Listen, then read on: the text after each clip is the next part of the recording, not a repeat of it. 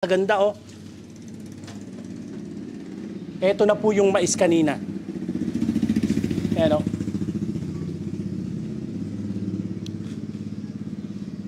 Sa araw na ito, ang bibidyohan naman po natin ay pulverizer machine.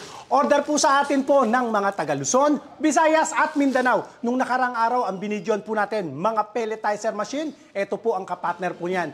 Kung gusto nyo pong mas makatipid, kagaya niyan, bibili po kayo ng darak. Ito po, mas mura po ang IPA. Yung IPA, ginagawa po nila yung, kinu-convert po nila yung IPA through darak. Yan. So, pwede din po natin itong maging pansahog o panlahok sa ating pong pellet. Try po natin to ha, kung ano mangyayari dito sa ating pong IPA. Yan ho, IPA po yan ha. Try po natin ha. Try natin. Sige.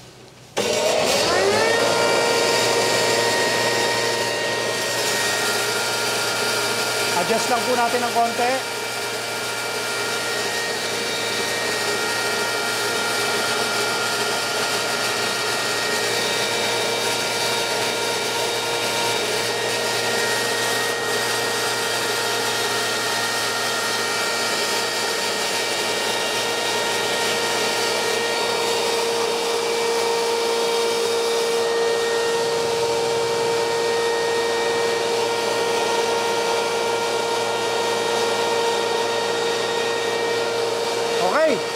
Tingnan natin yung red.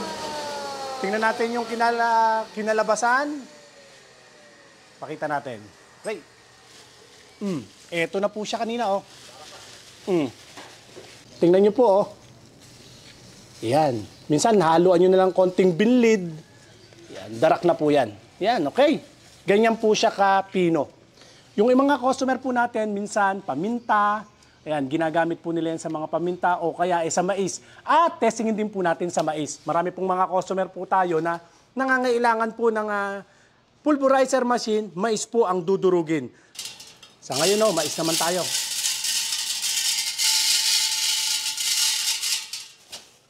Try natin sa mais ha. O, ready.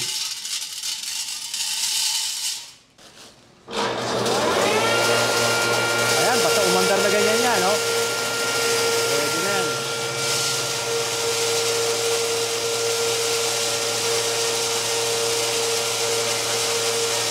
Okay, tingnan natin ngayon yung... Gusto na natin. Okay, tingnan natin. Tingnan natin ngayon yung materials na inilabas. Ito na po siya, oh. Ayan, naku po, napakaganda, oh. Ito na po yung mais kanina. Ayan, oh.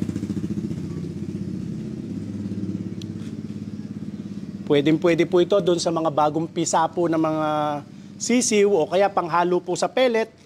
Okay na okay po yan. Oh. Pinong-pino po. Kayo man po kung ano po yung depende kasi sa pangangailangan. Depende po sa pangangailangan kung ano po yung gusto ninyo pong durugin sa pamamagitan po ng ating pulverizer machine. Okay, maraming salamat po mga kadiskarte. Pwede po kayong makipag-ugnayan sa amin sa ating cellphone number 092220-49197 o kaya po ay 0917-1884179. Bago po kayo magpadala ng payment, video call muna po tayo. Maraming salamat po mga kadiskarte at ingatan nawa po kayong palagi ng Panginoon. God bless po. Okay to.